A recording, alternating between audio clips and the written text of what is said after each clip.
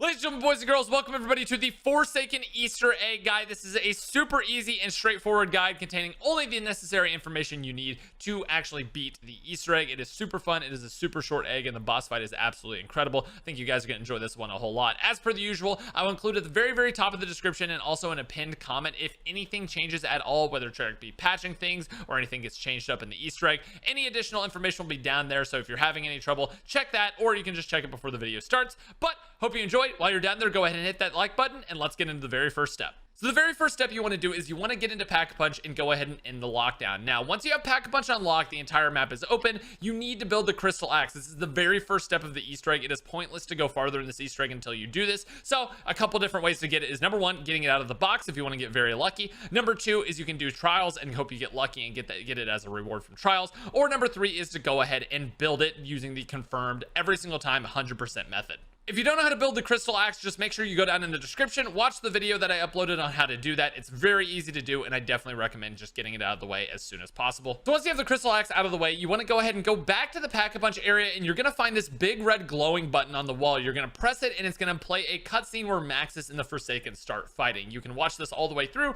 or you can just go ahead and click on your mouse or hold the trigger, and it will actually skip the cutscene. You can do either or, but once this is over, you are on to the next step.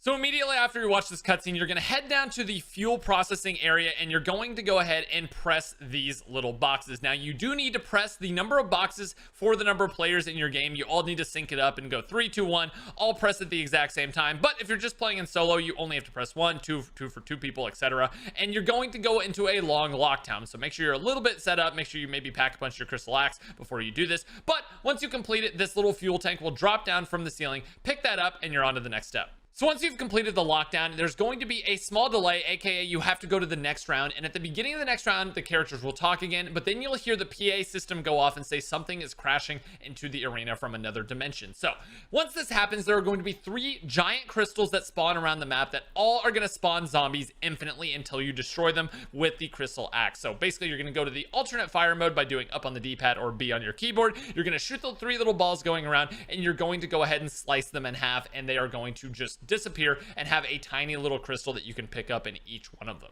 Now with this rock, you need to wait for the Abomination to basically finish whatever attack he's doing and slowly be walking toward you. When he is doing this, you're going to throw it at him, and he is going to actually catch it in his mouth, eat it. His tail is going to turn red, and then you need to kill him and pick up the crystal that he drops. So the first location was obviously at the storage zone 5 rooftops. I just showed that. The next one is in the bunker. So you want to break this crystal as per the usual, but when the Abomination spawns in this area, don't kill it right away. You're going to actually use this for something else. So you're going to bring this guy all the way over to the office, which is again in the bunker area, and you're going to need him to charge you and run his head into this back right corner of the room. As you can see, he will run his head into that corner and will actually drop that little pedestal right there that you're going to be able to pick up. This is another part needed for the Easter egg. It's really easy to do. You can do it with any Abomination, but I just recommend using the one that spawns in here anyway. Once that's done, go ahead, feed him up, and then just absolutely murder him and pick up the part that he drops. And now you have 2 out of the 3 done. These can be done in any order, but this is usually the one that I go for.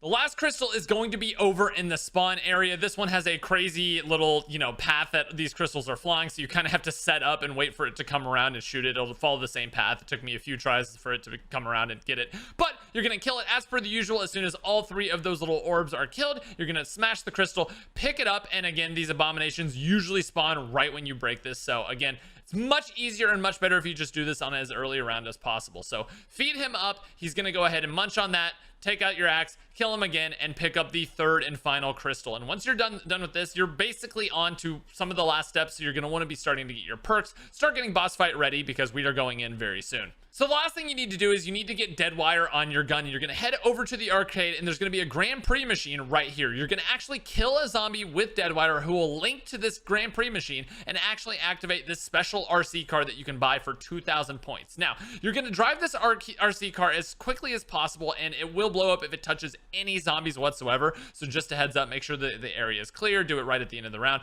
and you're going to drive it into this TV station. This automatic just explosion that's happening will blast off this thing, and you're going to jump to the back wall and blow it up in midair. And if done correctly, you'll be able to come over here, and there will be a big TV monitor sitting on the wall. Pick that up, and we are now ready for boss fight.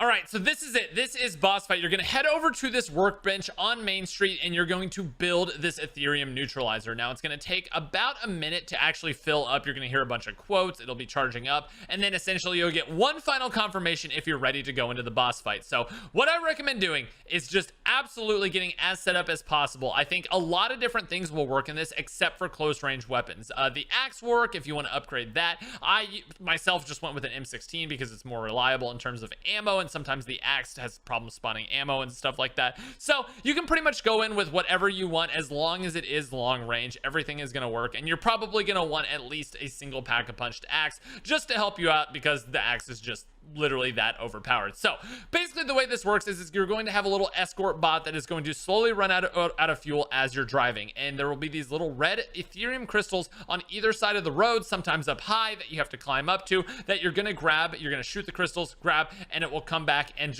you just have to climb up and keep feeding this so that it keeps on moving. It will eventually stop moving. Try to just get as many as possible, even if you think that it's fine if it has enough fuel, and eventually when it gets to the very end, you will get a nice little safe zone which will have a pack-a-punch, a perk machine, and also a buildable table for you to just get as boss fight ready as possible if you manage to get some extra points or whatever you need to get. And as soon as you're ready to go in, it is time to hit that button and go into the final boss fight. Now onto the boss fight. Honestly, if you listen to a few simple tips, this boss fight will just be absolutely the easiest thing ever. But basically the flow of the boss fight is the very first thing you need to do is you need to break each of his shoulders. Again, the crystal axe will be really good with this, with its fire mode. It'll also be good if you have like an M16 or something like that. Break both shoulders, and essentially Maxis will now be asking for a charge. She'll be asking to be filled up essentially so that she can put her energy into a cannon, which you're going to fire. So fill her up, put the energy in the cannon, fire the cannon, and if you fail the cannon, aka you're shooting the wrong spot or you take too long, etc., you'll just have to fill up Maxis again and redo the entire cannon. So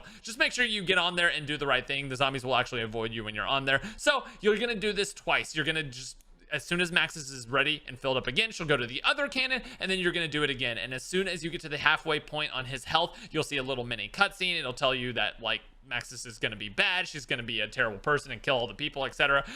So as soon as you get kicked out of here, the game changes a little bit. He starts getting more attacks other than just slamming the ground with his fist, which honestly, just don't stand under it and you'll be fine. It's really easy to avoid. Don't get too super close to him and it's fine. So now he will have a couple more attacks, which are energy balls, which explode, and it will also be able to freeze you. So basically the tip is don't rush, just stay away from it. If you see them coming toward your way or you see a bunch of zombies, train up the zombies as much as possible and actually just don't worry about killing them. There's no reason to kill them unless you're actually filling up Maxis. So train the zombies, don't kill them, keep your distance, and just shoot when you can. Eventually you're going to whittle your way down on the armor. There's no like regenning on the armor or anything. You don't have a specific amount of time. So break the armor again, and then you're going to get on the cannon again, shoot him again, and then his armor will come back one last time on his head. Break that armor, same thing as usual. There'll just be a few more zombies, a few more specialties, some panzers will spawn. So I just recommend focusing the bosses whenever they spawn. Once all the bosses are dead, just focus on training up while you're breaking the armor. That's literally all there is to the fight. Focus bosses.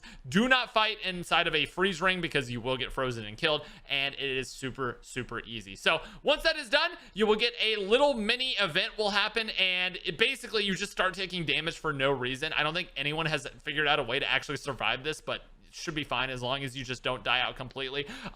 Try to stay alive, stay away from the zombies, maybe use like a healing aura if you have it, etc. if you're running with the squad. Either way, it's incredibly easy. I literally died and then it revived me immediately for the cutscene. So really easy, and you will get the cutscene. Final main quest completed and you are good to go. This is the entire main quest. If you guys did enjoy this tutorial, make sure you leave a like, make sure you subscribe for more videos. I'm going to be doing some world record speedrun attempts later on this week. It's going to be an absolute blast, so hopefully y'all stay tuned for that. We'll see you in the next one. Peace out, everybody. Bye-bye.